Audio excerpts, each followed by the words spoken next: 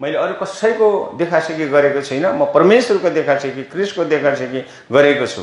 तिमीहरूले पनि त्यसरी नै ख्रीष्टको चालचलनलाई हेरे, त्यो ख्रीष्टलाई पछ्याएर उहाँको चालचलनलाई विचार गरेर उहाँलाई हेर अनि उहाँहरूलाई पछ्याऊ भनेर हामीले हिब्रू 13 अध्यायको 7 पद पनि पढ्यौँ। यस कारणले गर्दाखेरि तपाईँ र मैले यो कुरालाई याद गर्नुपर्छ है। अहिले हामीले पढ्यौँ आफ्नो खुट्टामा तपाईँ र म उभिने कोसिस गरेर अरूको सहारामा होइन, होइन, आफै उभिएर फल फलाउने कोसिस गर्न सक्नुपर्छ व्यक्ति हिसाबले। हामी एउटा लहराको रुख जस्तो होइन, काँक्रा, फर्सी, सिबी इत्यादि हुन्छ नि, त्यो आफै उभिन सक्दैन, खालि थाङ्ग्राको सहारा चाहिन्छ, अरू रुखको सहारा चाहिन्छ। त्यो छैन भने झ्याप्लकै भुइँमा लम्पसार पर्छ अनि भुइँमा झरेपछि त फलफल सबै कोही मर्छ, हो कि होइन त? काँक्राहरू, सिबीहरू इत्यादि हुन्छ नि, भुइँमा भएपछि कहाँ फल्छ? यस कारण अरूको सहारा चाहिन्छ। आज तपाईँ र म सुन्तलाको रुखलाई, आँपको रुखलाई होइन इत्यादि फलफुल छ नि होइन, लिच्चीहरू आफै खडा भएर आफैले फल फलाउँछ, अरूको सहारा चाहिँदैन। धेरै फल्यो भने उसले के गर्छ? टेकुवा चाहिन्छ। यस कारणले गर्दाखेरि आज तपाईँ र मैले जब खुट्टामा खडा भएर सेवा गर्न सक्छौँ होइन, तपाईँ र मेरो सेवा देखेर हेर्नुहोस् होइन, यहाँ चाहिँ एउटा उठ बिउजी यहाँनिर भनेको छ, उठ मुर्दाहरूको बीचबाट उठ। यहाँनिर 5 अध्यायको 14 पद पढिदिनुहोस् त। हामी खडा हुन सक्नुपर्छ। 5 को 14 पद, एफिसी 5 को 14 पढ्नुहोस्। कसैले पाउनुहुन्छ भने पढिहाल्नु, छिटो पढ्नुपर्छ। इस कारण वह कहता है, हे सोने वाले जाग और मुर्दों में से जी उठ, तो मसीह की ज्योति तुझ पर चमकेगी। उठ बिउज, हे निदाउने बिउज, मुर्दाको बीचबाट उठ, तब ख्रीष्ट तिमी माथि चम्कनु हुनेछ। तब मात्र ख्रीष्ट आज तपाईँ र म माथि चम्कनुहुन्छ। हामी खडा हुन सक्नुपर्छ होइन। प्रकाशित वाक्य 11 अध्यायको 11 पदमा जब तपाईँ र म खडा हुन्छौँ, जब स्थिर हुन्छौँ, हामी अरूको सहारा होइन, हामी अरूलाई सहारा दिने हुन्छौँ। अरूले हामीलाई बोक्नु पर्दैन, हामी अरूलाई बोक्न सक्ने हुन्छौँ। अरूले डोर्याउने होइन, हामी अरूले डोर्याउने हुन्छौँ। तब त्यो व्यक्तिसँग जब खडा हुनुहुन्छ तपाईँ र मसँग, तपाईँ र मलाई गिराउन चाहने, लडाउन चाहने अन्धकारका शक्तिहरू डराउँछन्। पढिदिनुहोस् त प्रकाशित वाक्य 11 अध्यायको 11 पद। परंतु 3.5 दिन के बाद परमेश्वर की ओर से जीवन का श्वास उनमें बैठ गया और वे अपने पांव के बल खड़े हो गए और उनके देखने वालों पर बड़ा भय छा गया। हेर्नुहोस् त्यहाँनिर उसलाई देख्नु, जब ऊ खडा भयो, मृत्युबाट बौरी उठे, आफ्नो खुट्टामा उभिए, उसलाई देख्ने सबैजना त्यहाँनिर डराए। हेर्नुहोस्, यसकारण आज तपाईँ र मसँग शैतान शत्रु डराएको हुनुपर्छ। तपाईँ र मेरो जीवनदेखि तपाईँ र म खडा भएको कारणले गर्दाखेरि, खडा हुनेको साथमा चाहिँ प्रभु हुनुहुन्छ। यस कारणले गर्दाखेरि यसपालको जो हाम्रो आधार वचन छ है, दुमा, शेर पर्वत, पहरेदार, एदोम, त्यो 4वटा कुराहरू छ। त्यसमा चारैवटा कुराहरू चाहिँ के हो त भन्दाखेरि पिछाडिएको, त्यो हराएको होइन, तितर बितर भएको, छरपष्ट भएको, कहाँ कहाँ गएको, त्यस विषयमा अब अन्तिमसम्म उठ्ने समय होइन चाहिँ अब खडा हुने समय हो भनेर प्रभुले चाहिँ तिनीहरूलाई बोलाइराख्नु भएको छ होइन। यसकारण पहरेदारको कुरा आइरहे। पहरेदार भनेको के हो? ठुलो मान्छे होइन, चौकीदार ठुलो मान्छे हो होइन। चौकीदारलाई कसले मान्छ?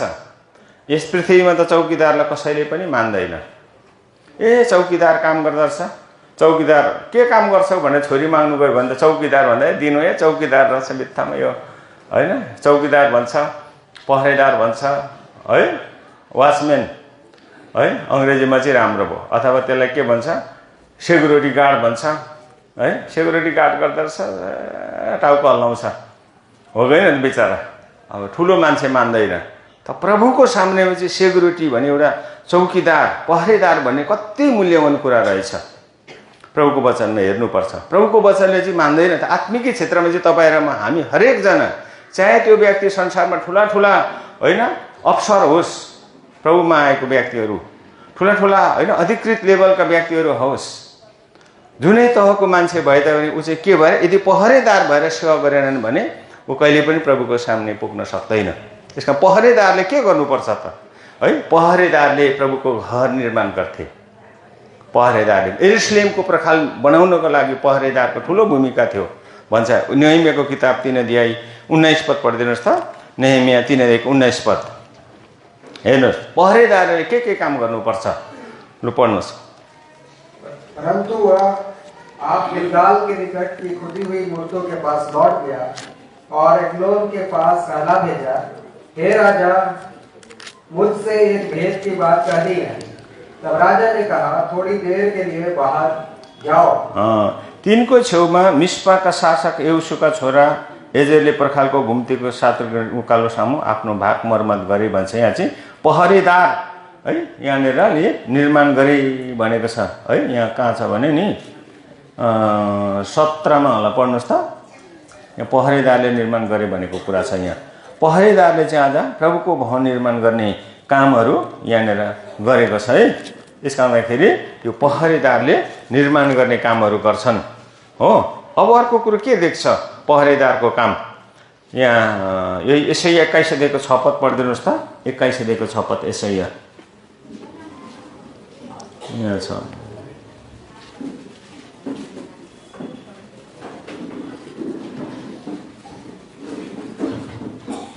21 को 6 पद पढ़िदिनुहोस्। क्योंकि प्रभु ने मुझसे यो कहा है, जाकर एक पहरुआ खड़ा कर दे और वह जो कुछ देखे उसे बताए।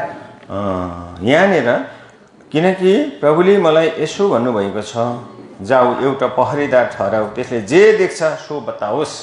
पहरेदारले एउटा सच्चा कुरा बताउनु पर्छ। पहरेदारले असल कुरा बताउनु पर्छ। पहरेदारले बेठिक कुराहरू त्यहाँ बतायो भने त ठुलो नोक्सान आउँथ्यो। खबर टाइममा चाहिँ पहरेदारले सही कुरा बताउन सक्दैन भने त्यहाँनिर ठुलो नोक्सान आउँथ्यो।